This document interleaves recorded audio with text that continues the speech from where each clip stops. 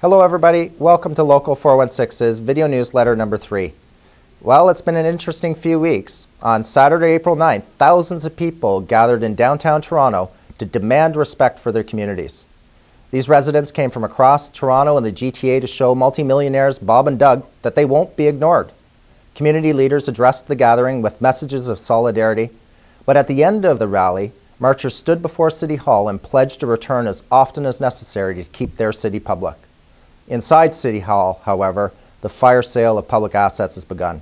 Mere weeks after Rob Ford appointed Case Otis as the board of the Toronto Community Housing Corporation, Mr. Oates put housing up for sale. If, for example, this director were to involve Toronto Community Housing in a long-term $50 or $100 million deal that spanned multi-years, they would be able to singularly have the authority to do that. Because you wouldn't be limiting that authority. That would be, I don't see a major crisis that you would have to deal with immediately.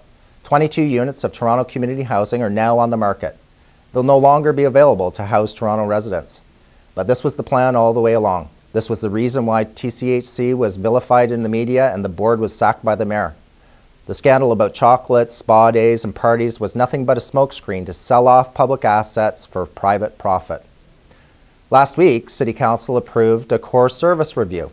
The consultants that will be hired by the city to do this review will be paid $3 million to implement the mayor's agenda of privatization and service cuts. This is just window dressing. The conclusions are predictable. When the report comes back this fall, it will be a blueprint for cutting the city services that Toronto residents depend on. On Thursday, April 26, the city's Public Works and Infrastructure Committee will report on the mayor's proposal to privatize recycling and garbage collection west of Yonge Street. The majority of the mayor's handpicked committee will go along with his plan.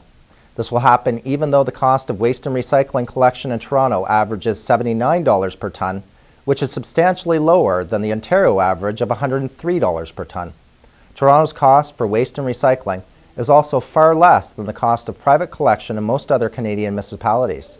Toronto's public waste and recycling system is by far the greenest in Canada by diverting the most recyclable materials away from landfill. Finally, on May 17th and 18th, City Council will vote to privatize garbage collection west of Yonge Street. I cannot stress enough how important it will be for us to be at City Hall on those dates. Please come out on these days to show support for public services. The rally on April 9th reminds us that there are many more of us than there are of them. We need to make politics serve the people.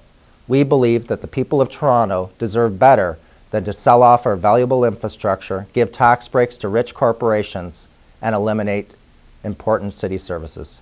Thank you for watching. I am your brother, Mark Ferguson.